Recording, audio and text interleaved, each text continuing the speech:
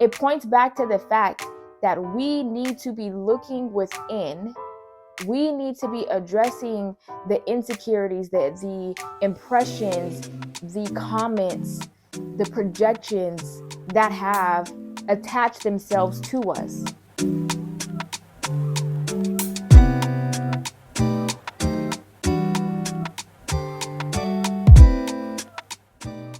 Welcome back to Renovating the Soul podcast. I am your host, Alexandria Robinson, and I am so happy that you have joined me for episode number 4. Episode number 4, y'all, already. It's been such a fun experience, and today's episode, Skinny Girls Get Bullied Too, it is on a sensitive topic. We're talking about body image and weight and just image in general, but bodily awareness, body image and weight. And specifically, that starts with my story, me telling my story. And in the last episode, we talked about projecting, and projecting goes directly into what I want to talk about today on this episode of Skinny Girls Get Bullied Too. Now, this started as a blog post. I've already mentioned that I still have one active blog, and then I had a blog a couple years ago. That one you can't find online anymore, but this was one of those blog posts, and it was called Skinny Girls Get Bullied Too. And it was essentially my first time telling my story about how I struggled with being skinny and how I was bullied for it. And I I would say harassed also for it, but just my experiences of struggling with weight and feeling as if I couldn't come out and say anything about being skinny because of the stigmas and the implications and all of the things that I'd heard for years. And so I was really proud of myself, and I was super scared putting that blog post out there, but intention is always important. And my intention was not to continue to push the idea that skinny equals perfection. It was actually quite the opposite, that what people saw perfection or how they labeled skinny as perfect, and me being skinny all my life, it was actually something that I saw as one of my biggest imperfections. And so because of it being an imperfection for me, and all of the comments and the things that I've experienced when it comes to my weight, matriculated and added up to me posting that blog post. And as I was planning for the podcast, it came up again. And I thought, wow, what better way to be able to bring that blog post to life. Here I have this podcast and this opportunity to expand and expound upon my thoughts. And so that's what I want to do today, and in my experiences, right? But it also ties in so perfectly, like I said, with the last episode of projecting, and how when someone projects on you, and as we said, that quote about, it's not until those things attach themselves to you and to your soul that you begin to project onto others, or you begin to live it out, right? Because even if you don't project onto other people, the things that people do and say and then projecting onto you, or just life experiences, comments that people make, right? They can still attach themselves to you in a way where it becomes a part of your beliefs. It becomes a part of the way that you think. And as we addressed in episode number 1, our beliefs, our thoughts, the way we see ourselves, all of that comes from within. And as I was preparing for this episode, oh man, the resources that I used, every single one just blew my mind. And as always, I'm going to link all of those resources in the bottom. But the biggest takeaway that I got was this. And I would say maybe the biggest epiphany that I had was this. Our bodily awareness, our body image, our image in general, how we see ourselves, starts from the inside. We think that the outside informs the inside, but it's the inside that informs the outside. Where does it come from that I'm ugly? That comes from the inside. Where does it come from that no one's going to find me attractive? Comes from the inside. Like, those are your beliefs. My body, my physical body, my face, my weight, my feet, my hair, my nose, none of those things are speaking and saying, you're ugly, you're unattractive, you're never gonna be a model. Like, none of those things are saying that. That comes from the inside. And so how we view ourselves from the inside and how we see ourselves starts with our beliefs, whether it comes from impressions from other people, experience that we live, society, right? And the influences around us, because there are real influences and things that affect the way that we see ourselves, but the way we see ourselves starts from the inside. The way we see ourselves starts from the inside. And there's also there's a misconception that this is just a woman's issue, but it's not.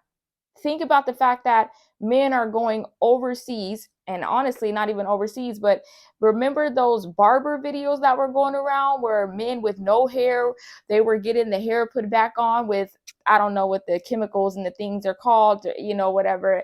Their image is not what's the word I'm looking for? Image is not restrained to one person or one gender or one race.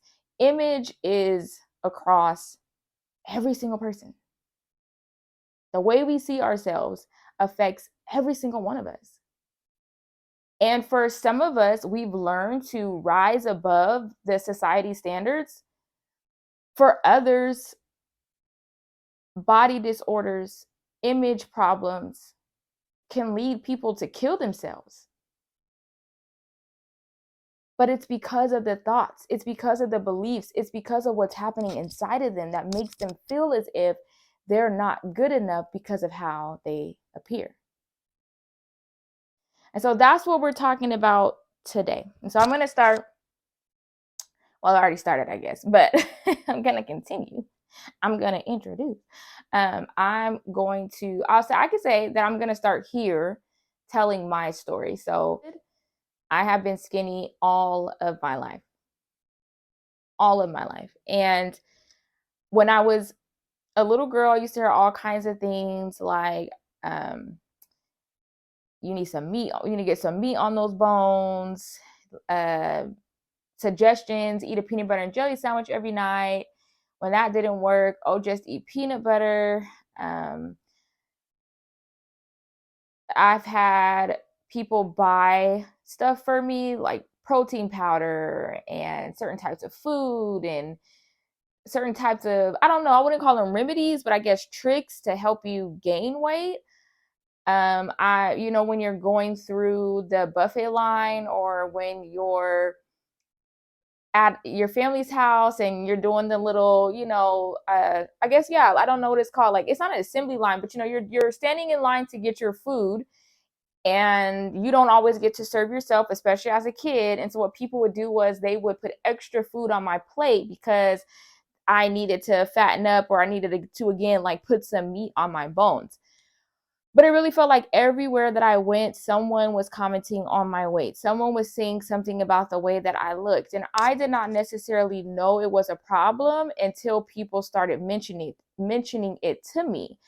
My parents actually never made a big deal about me being skinny. Like thinking back and looking back on that, it did not start within my home. Like, my mom and dad were not the ones like, you need to eat, you need to do this. My mom is also skinny though. And so I think she understood the struggles, even though we didn't talk about them until I got older.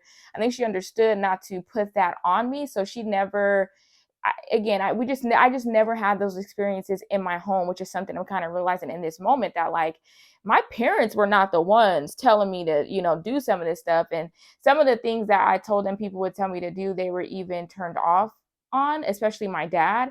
And I appreciate, because I think because I'm the only girl and the oldest, he knew that there were he knew to protect my image in a certain way, if that makes sense. Like, he knew to protect my image in a certain way that I did not understand then.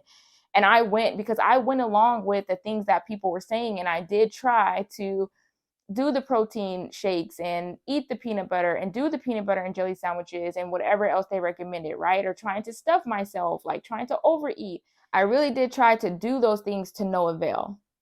Nothing worked. Like, I could not gain weight. And I remember I was in a middle school play. I did the middle school play every single year, but this particular one, it was in the 50s. It was in the 50s. The setting was the 50s. And so we had these cute fringe dresses. I still wish I had that dress.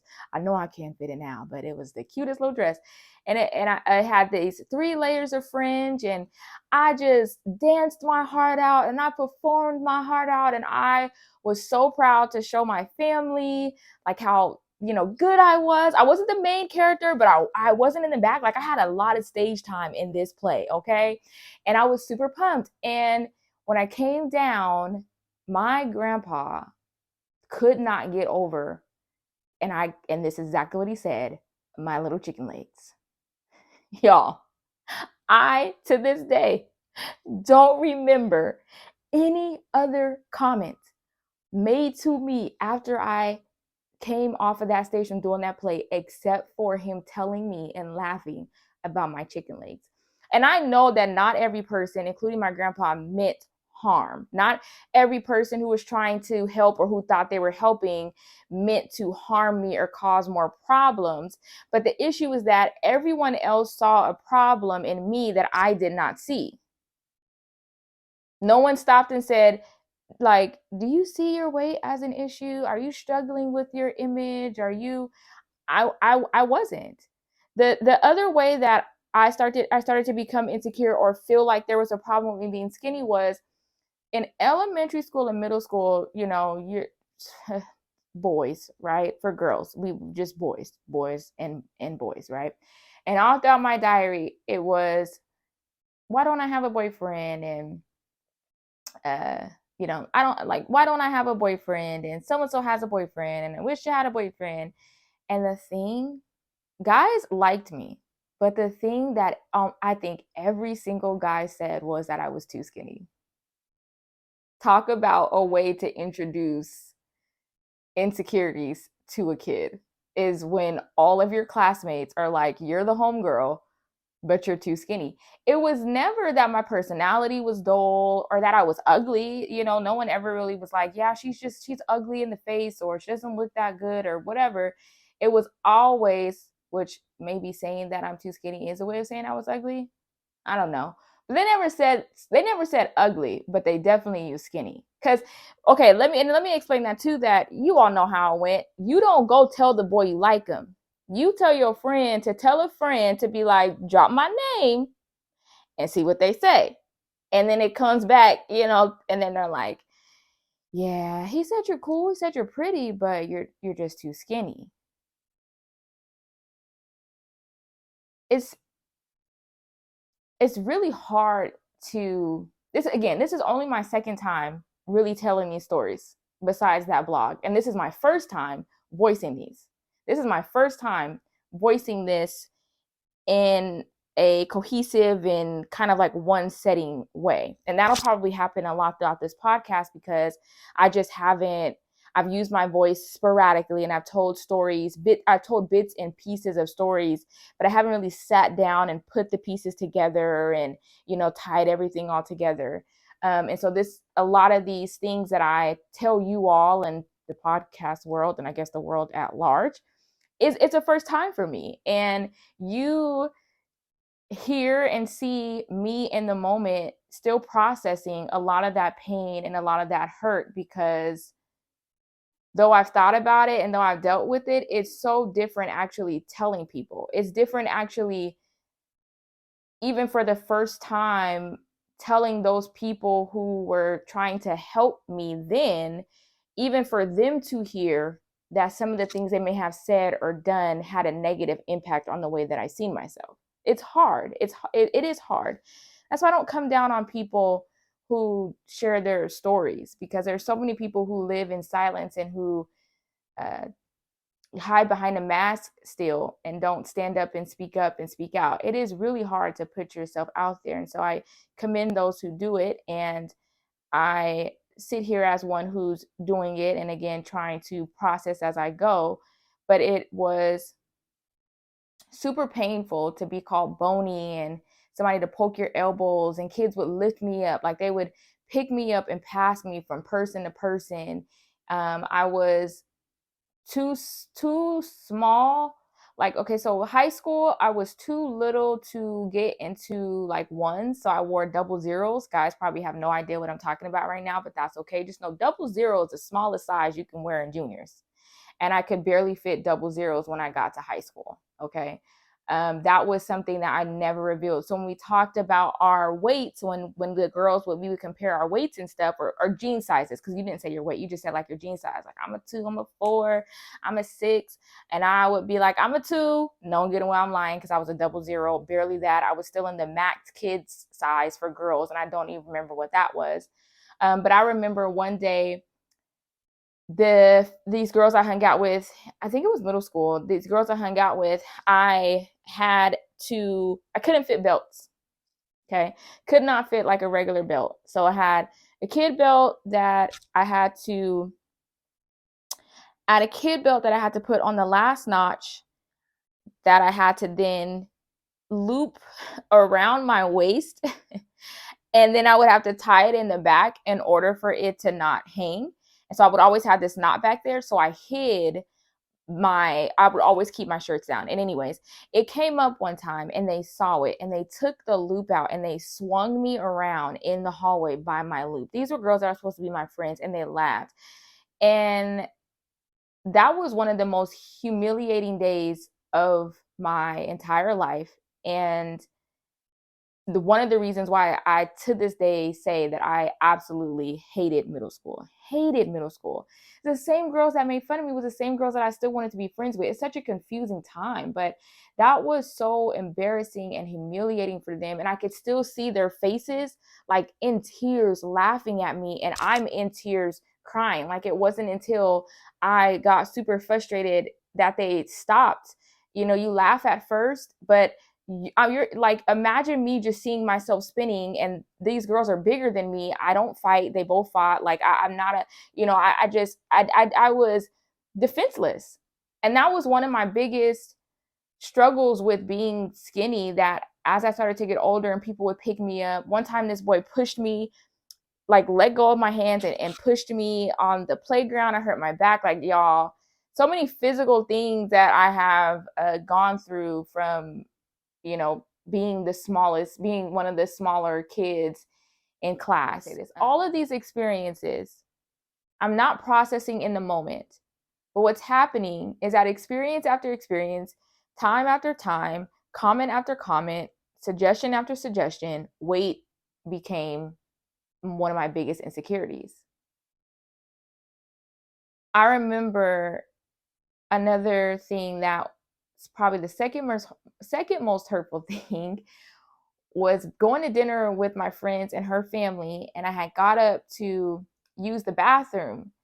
And I came back, and my friend was kind of laughing, and I was like, I think I asked her. Maybe I asked her. I don't remember if I asked her if she volunteered, but she leaned over and she was like, my cousin or friend, whoever was the other person with us, thought that you went to the bathroom to throw up. And she's like, and I told her no, but they were like laughing. And she's like, and the friend or the cousin, whoever it was saying, that's how I was able to stay so skinny.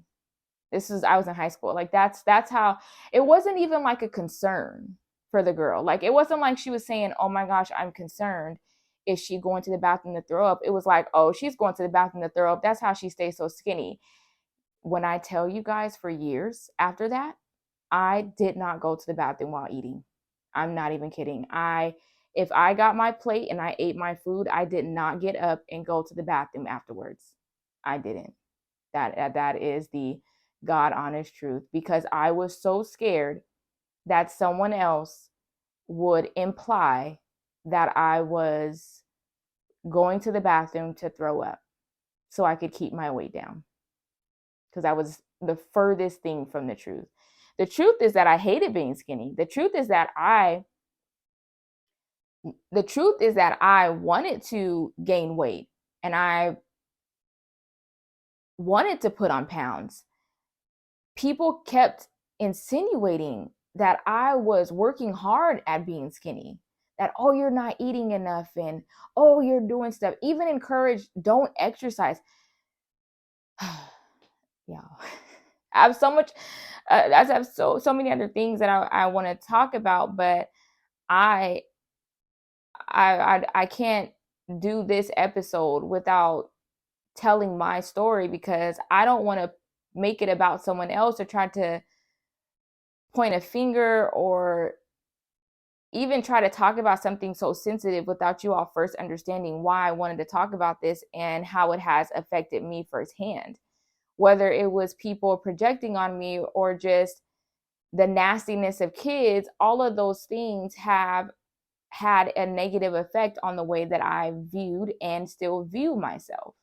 And I have fought so hard not to be the skinny girl with the glasses, which is literally how I was identified in high school. There was years of my life, probably up until before I left for college, I loved mirrors, but there was a time in my life where I would hide from mirrors. I would hide from mirrors because I didn't like the way that I looked. People, laughed. I laughed with people when they made fun of me, but I was really crying on the inside. I started to gain weight. I gained the freshman 15 and when I went to Atlanta, fried chicken Wednesdays, wings, fries, it was beautiful. And I was so happy that I finally got some hips. Like, everybody was mad at the freshman 15 and I was celebrating. Atlanta really changed my life. And that was one of the ways that it did, was being able to put on weight and keep on weight. But it still didn't make the insecurities go away. Then when I was able to gain weight, it made me want to prove, like, show and show off my body. And so it goes from, one, like, an insecurity grows, right? If you don't really tackle it and address it. So then it was no longer like, oh, I want to hide. Now it was, I want to show my body, even when it's a little too much. I never went too crazy, but because I was so proud to have boobs, I blossomed super late. So because I was so proud to have, breasts, and I was so proud to have some hips, like, it made me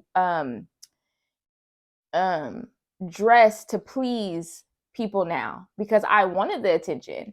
I wanted people to see, like, yeah, your girl's in here now. I'm keeping up with the other girls, still smaller than most, but finally got some weight on. So because I did not address that insecurity, it just kind of, what's the word? Like, because I did not address that insecurity, I don't want to say, let's see, because I didn't address that insecurity, it rolled over into new things. Now I'm insecure because no one's looking at me, because he didn't want my number. It just kind of rolled over into new things. So, but more than just gaining weight in college, and even though I didn't even though I didn't address my insecurities with my weight head on, the other thing that started to change about me was the inside of me. I started to become more confident, not just in how I looked, but in who I was. And that confidence really aided me, because I did start to see that I bought into this misconception that there was something wrong with me. All the while, it's genetics. I didn't learn until later on that I get my weight and my skinniness from my mom, who gets it from her dad, So then that was kind of like a relief too, of, oh my gosh, I've been trying to do this all this time, and it's just and it's genetics. And I needed the South, because the South, there is a beautiful place, obviously. But it's hard to shake off opinions and thoughts from other people. And it's really hard to shake off the opinions and thoughts of other people when they are actually directing them to you.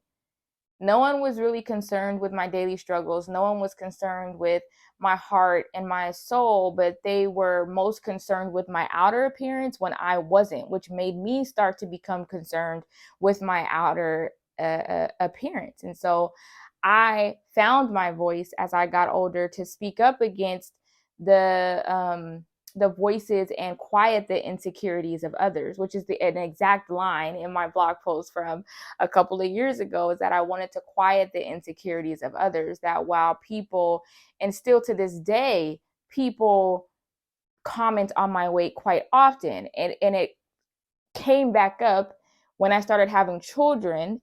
And I gained 50 pounds in my first pregnancy and loved it. I wanted to keep that weight. I lost it all from breastfeeding, which I did not know was a thing that happened.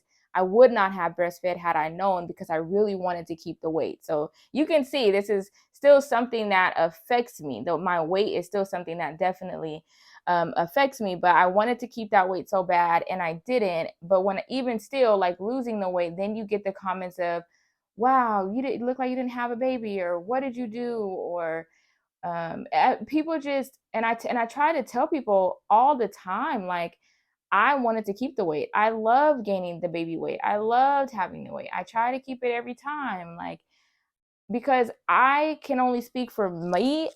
I can only speak for me and my experiences. I can't speak for you and what you're experiencing. I just don't want my weight and my image to be such an insecurity for me that it starts to shape my entire life. And that's what happens quite often. What we see as another person's advantage can very well be the thing that keeps them crying at night. And that's exactly what was happening to me.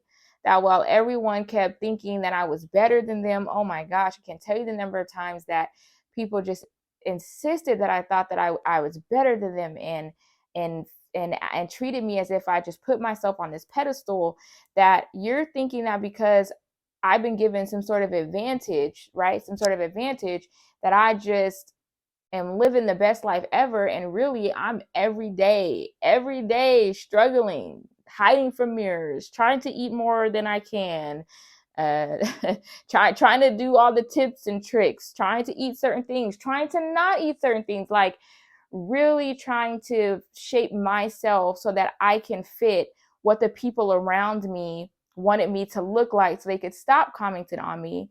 And a lot of those people's standards were coming from their insecurities, but also coming from the things that society has placed on us, right? And culturally, being a Black woman with no hips and no boobs is not fun.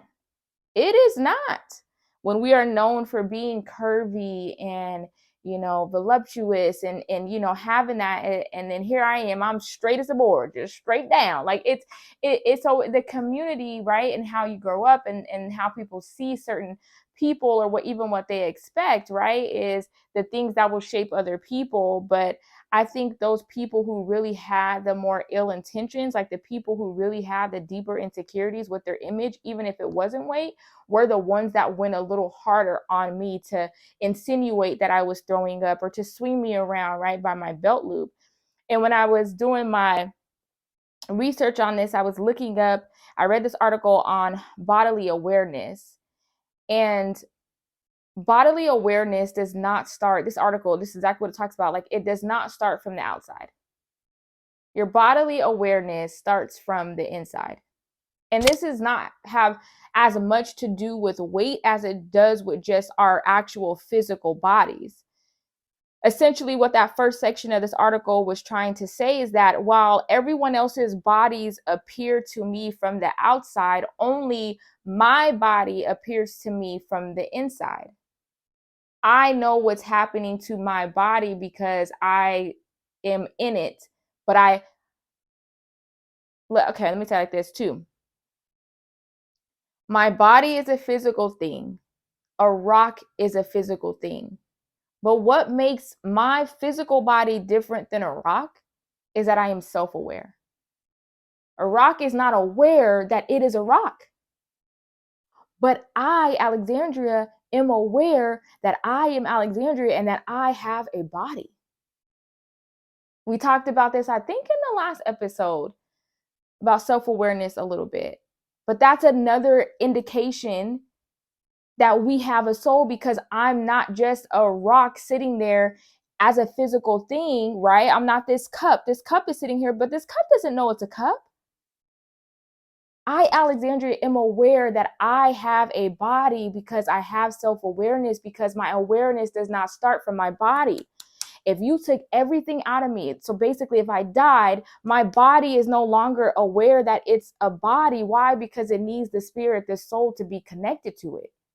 And so this bodily awareness starts from the inside. That's why it's not so much about how we look. It's about how we think we look, what we believe we look, what we believe we should look like. It's about what starts on the inside of us that informs how we see ourselves. So people could have said all they wanted to about me, but if I would have seen myself as just beautiful and strong and beyond, defined more than just my weight and my image, those things really wouldn't have affected me.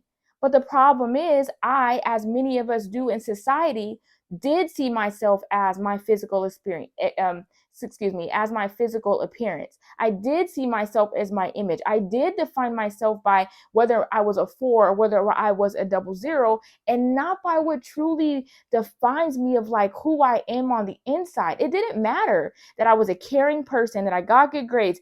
It didn't matter that I performed my butt off in that play. It didn't matter that I memorized all my lines, went to all the practices, and that Mr. Domingo was proud of me. All that mattered to so many people was the way that I looked.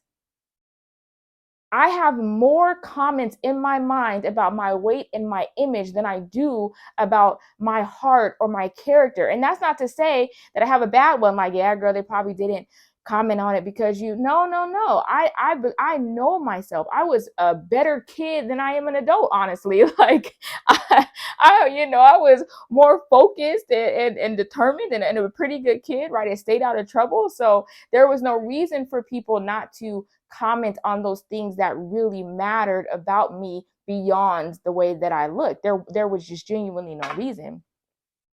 And when I was reading this article from Vox. It was called "The Past, Present, and Future of Body Image in America." And it goes through kind of like a timeline. And it's really important. It goes through this timeline because you have to remember that back in the day, skinny did equal perfection. Like, skinny equaled these, models. You couldn't get on America's Next Top Model as a plus size. That was like an exception. And plus size was like a size 6. My goal weight, okay? My goal jean size is a size 6. Like, size 6, I think, was too big to be on America's Next Top Model. I'm almost wanting to say I couldn't find, of course, they don't have the requirements up, but I looked at them one time because I really wanted to be on America's Next Top Model. How I know it was small was because I fit the weight requirements, but I did not fit the height requirements, which then introduced a new, I don't want to call it insecurity, but then I was really sad that I wasn't tall. I've been sad about that for a long time too. But it just again, image, right? That's why I said it's not just about body image, but it's about image. Whether it's your hair, whether it's your teeth, whether it's your nose, whether it's your knees. I've heard people insecure about their knees, your fingers, whatever it is. We struggle so much. Everyone struggles so much with image. But again, I think we miss the mark in looking at ourselves and thinking that my image informs how I feel about myself, when really it's the inside that informs how I feel about myself.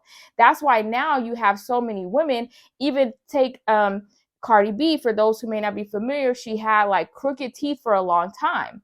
And people laughed at her for her crooked teeth. And when she would say that her teeth didn't bother her, that she was confident, people just couldn't believe that. I believe her. And she said she only got them fixed so people would stop talking about her. And I believe her. Why? Because her image didn't need to inform her insides. Her insides is what informed her outsides. And if she knew that, you know what, I am more, now obviously I don't know the girl, so I'm just making this up. But if she knew that I am more than my teeth, right, and that I have all of these characteristics, again, I know when y'all heard Cardi B, you're probably thinking yeah.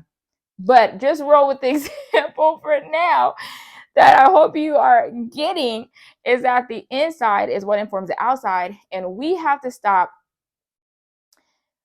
Part of becoming a healthy person in our soul is that we stop defining people by the way that they look. And we also stop defining ourselves by the way that we look. But even bigger than that is that we stop projecting what we think should be an insecurity onto other people. I do it to my kids too. My oldest son was sucking his lip and he was getting this mark that started to develop. And I was so hard on him. I don't remember how old he was, but that's because I was scared that he was going to end up like this little girl that I knew who had that mark and had it for all of her life. And then he was going to get made fun of. And my family was going to talk about him. And you see what I mean? Like we have to then stop. And I'm not saying obviously do things that are safe. It's also safe that he does not mess up his skin. But what I'm trying to say is as we become healthy, whole, people within our souls, we stop putting things on people that aren't even there. Because truthfully, was I more concerned with the way my son was going to look, or was I more concerned that he had healthy skin? I was more concerned with how he was going to look and if people were going to make fun of him. You know, and then we introduce these things into people that they weren't even concerned with in the first place.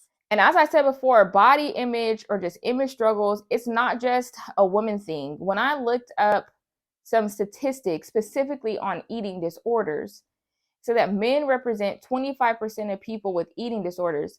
The difference, however, is that a lot of men don't get treated because they think that their symptoms are not problematic. They think that their symptoms are unproblematic, so they don't get them checked out. And they don't actually believe or recognize that they have a disorder. But by the time that they do actually go into some sort of healthcare system to have those things addressed, their symptoms are usually more severe. So this is not just a woman's topic. Like I said, men are going overseas and they're going to their barbers and they're getting these pieces put on. It doesn't even have to be those pieces. Think about toupees.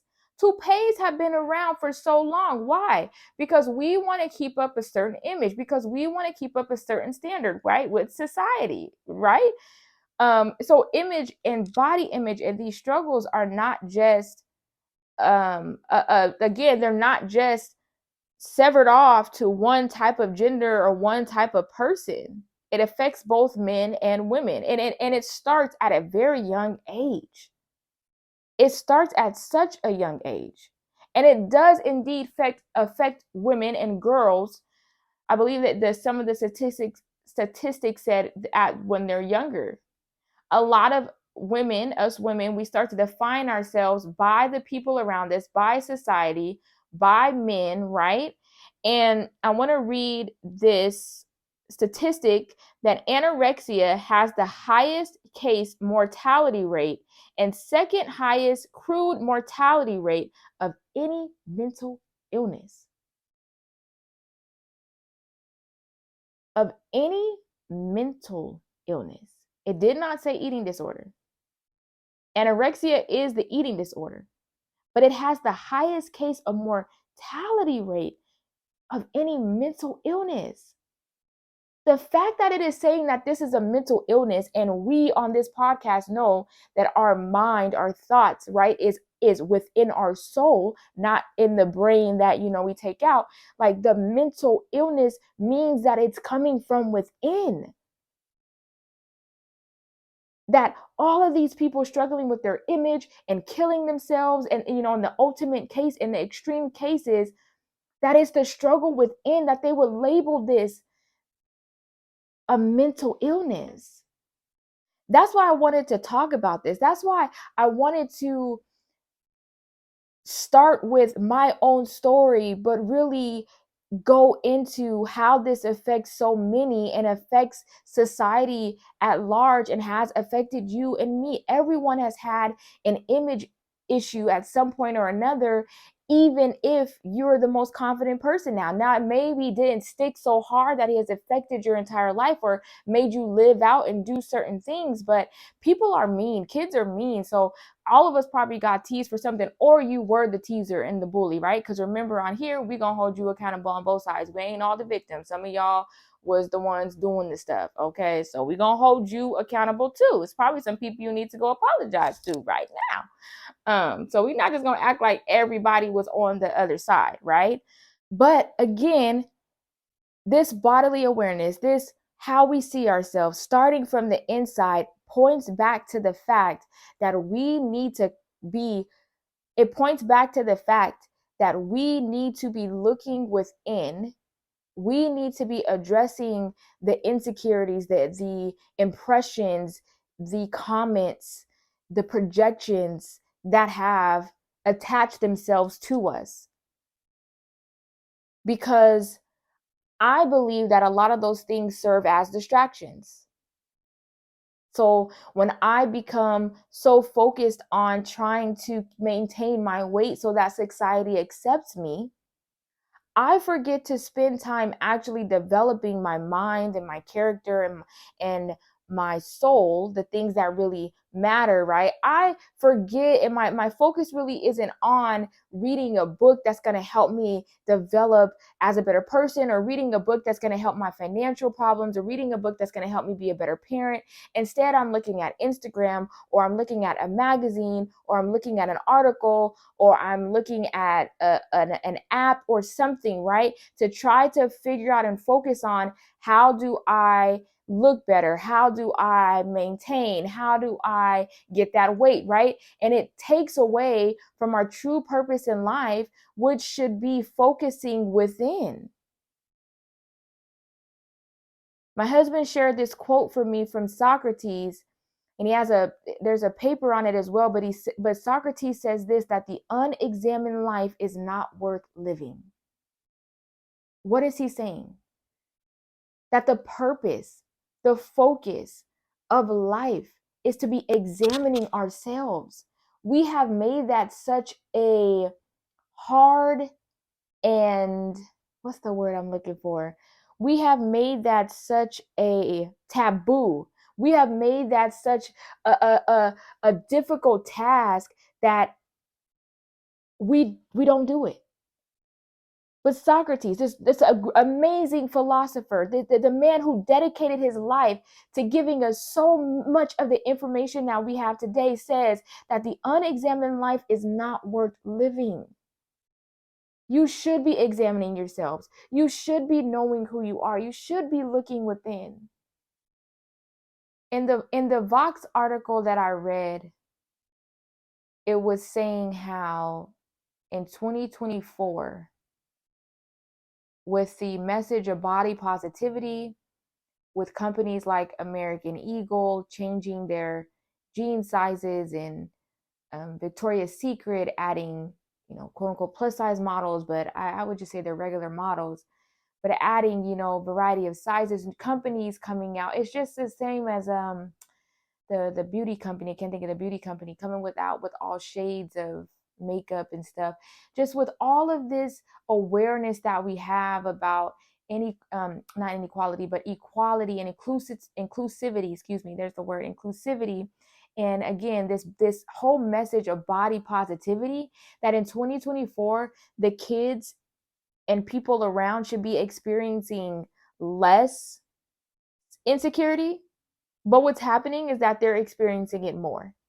Because back in my day, I was born in 1991, so in the 90s, in the early 2000s, we had just started coming into social media, but you still could barely go to the internet for like anything you wanted. You started to be able to, but magazines and books were still a thing. And then back in the 80s and the 70s, they really only had magazines. And so the article was saying, when you had a magazine, you can put that down. You can walk away. You get a break. But now with social media and how much we're on it, it's just right there on your phone scrolling.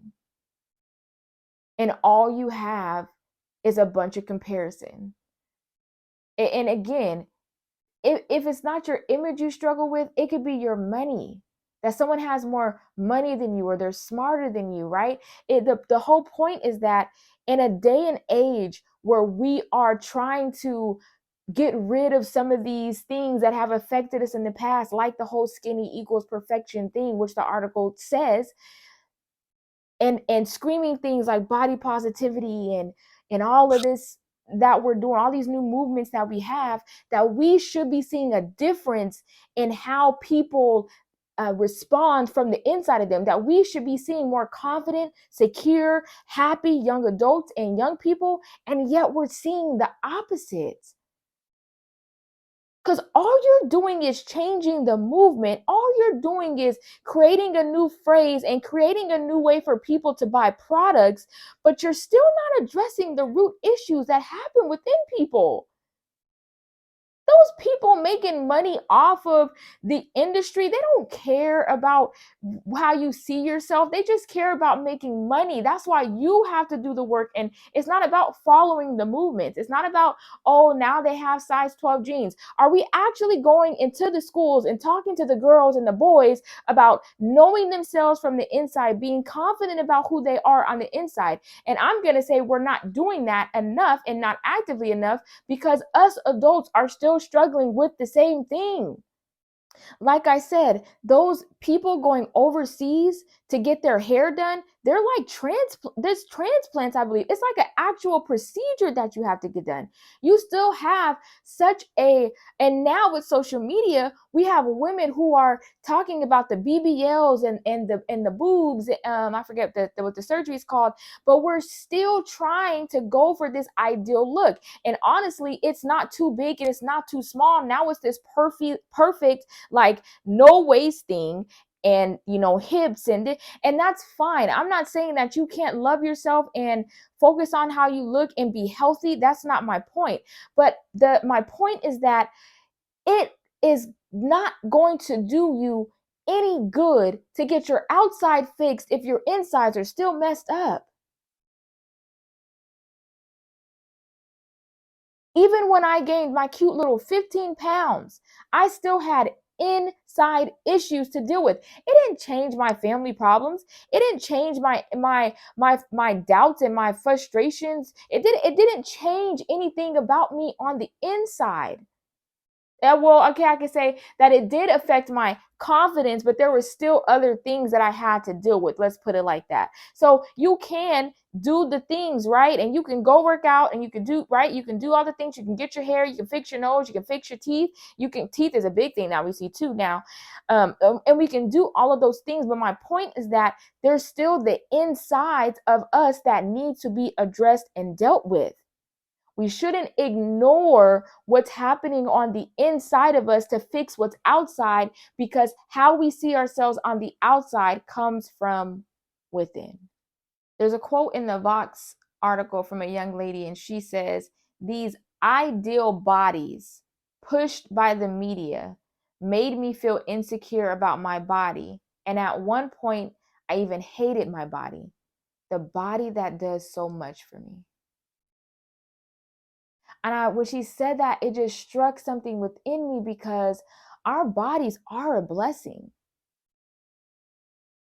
Our bodies, the makeup and the workup of our bodies is so intricate and so beautiful.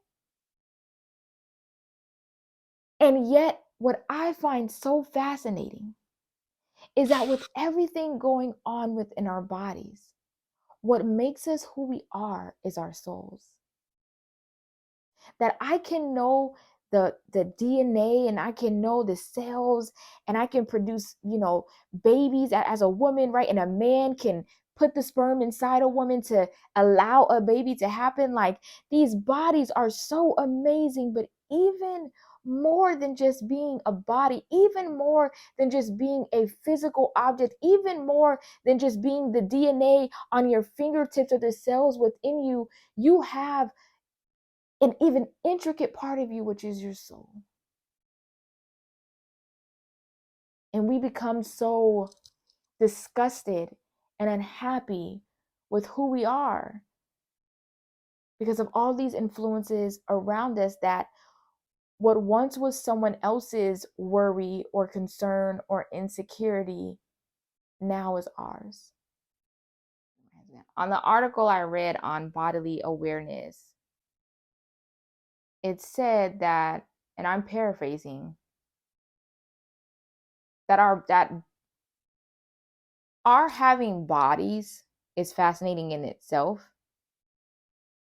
But what makes having a body or being in a body even more fascinating, and why people want to study it and our bodily awareness, is because it's not just, let me say this, it's not just that we have bodies, right? Because we see the bodies, we go out and then you see body, you see person, right? So we're talking about the body, but you see the body, you see the body, you see a body, you see a body. The fascinating thing, and why it's so intriguing, and why it leads many, not all, but many, to believe that we have a soul, is because there's only one body like it. You got to think about that. Within my home, there are 5 bodies. Wait, yeah, it's 5 of us. And yes, we all have a body, but each body is different. That's why people are dedicating their lives to writing these, articles like these, and studying and getting us to see, right, things like being like bodily awareness coming from within. And they go back and forth, and they're having these arguments about, some believe that bodily awareness is only a physical thing, that it is not something that comes from within. So that is not everyone's belief. I only addressed it because I'm obviously on the other side, where I do think that your bodily awareness does come from within, right? And there are things about us that are very hard to deny. They do. I think they're stubborn, but hey, that's their prerogative. But you have to really but they are really looking at the fact that, yes, there are these bodies, but each body is its own. So what does that mean for you? When we say there's only one you, that's true. There is only one. You have a body just like the next person, but there is no body like you. That was, no, it wasn't a, pun intended, but there's literally no space body like you, like yours.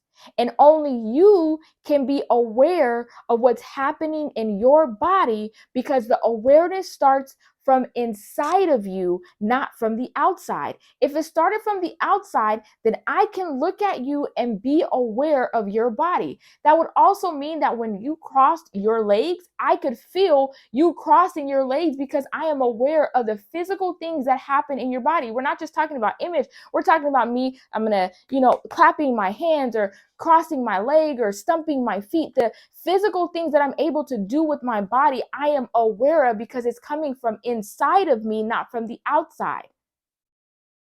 If I could just if I could just have bodily awareness from the outside, I should be able to have it for all of you, but I can't. I can only have it from within me, because bodily awareness is it starts with self-awareness, and the self-awareness starts with the self. It's you, it's your body.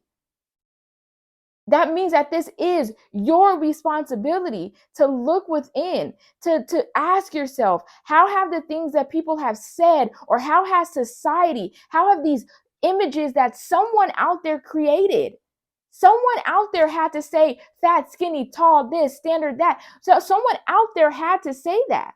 Whether it's just, some argue, a standard of beauty in itself, or whether it's, again, comes from the modeling industry, and again, these things date back to slavery days and beyond that. Image has always been a thing. Small waist has always been a thing. Looks has always been a thing. But how does that inform how we live and see ourselves? The challenge is not to start doing. The challenge is really just to stop and see. I knew that my struggles, and it took me, I don't know how many years, 20 some years, to finally say out loud that being skinny was a struggle, that I hated being skinny, and that I was bullied for being skinny. But I wrote that blog, and I'm doing this episode, Skinny Girls Get Bullied Too, because people don't realize that, like I said earlier, one person's struggle, like I could say the misconception is that what other people deem as something good for them, or what other people are jealous of, what other people project onto other, like other people's insecurities about something within themselves, could very much be what makes that person insecure as well, just in a different way. That many of the people who projected their struggles with their own weight or image issues didn't realize that I also was having weight and image issues. I already told you I was accused of a lot of stuff. And I want to read this from the direct quote from my blog a few years ago. Every time someone speaks negativity into your life, you speak positivity into your own life. What matters most is how you value yourself, how you see yourself, and how you love yourself. Learn to love who you are. Embrace every flaw you think you have, and face your insecurities head on. The only power people have over you is the power you give them. Stop giving people power to tell you who you are or who you should be. These are easier said than done.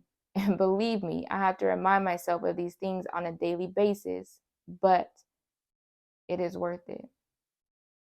This is hard work, y'all. It is hard to have to admit the things that we've been holding on to deep within ourselves for years. But I do believe it's worth it. When you address your insecurities and you know your struggles, it makes it harder for people to dangle those things over your head. That the thing that was an insult to you before now rolls off of your back. That now I can recognize when someone is putting their insecurities on me when they make a comment about my weight, instead of me having to carry their comments like I carried that comment my grandpa made for all those years. It's hard work, but it's beautiful work, and it's worth the work, because the unexamined life is not worth living. And the last thing that I'll say is be kind to people. Just because society and media and culture and even our small communities only highlight a few that seem to be targets of bullying or harassment or negativity, you never know who's being talked down to for things that they can't even control. I couldn't change my weight, even if I tried. I just couldn't make myself 120 on that scale. There was no magic powers. And yet I fought so hard to change myself so that people could leave me alone. But I'm happy that at 32, I'm much more confident, and I'm much more willing to do the work within to continue to address those insecurities, and to continue to remind myself that I am more than just the way that I look. And that it's not about looking in the mirror and then seeing myself that's going to tell me how I see myself, but that it has to start with the inside. And it can be the traits that you don't even see. To stop doubting myself, to be confident, to stop thinking that I can't do something on my own, to stop thinking that I'm not strong enough or capable enough. That even though I may not have the same resources as the next person, that because of who I am and because of what I do have, I can use the portion that I have. I can use what has been given to me to make the life that I want to have and to be the person that I want to be. I don't need to look like the next person. I don't need to meet the weight standards of how society thinks that I should look. I don't need to get surgery to try to fix myself. Trust me, I've thought about it. I need to continue to do the work of the inside of me, who is Alexandria. And that'll help me to see myself the way that is intended, as beautiful, as strong, not because of my image or my weight, but because that is who I am on the inside, and I live that from the inside out. I hope this episode has been helpful. Please like, share, comment. You can leave voice messages on Spotify. We should have, crossing our fingers, and the episode up on YouTube on Friday.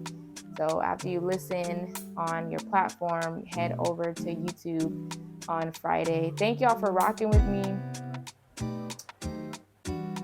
This episode was a little heavy. It's a little heavy, but you know, we're going to do some heavy lifting, and I am here to support you all. You're not alone. I am here on this journey with you. So until next time, y'all, let's keep doing the work to renovate the soul.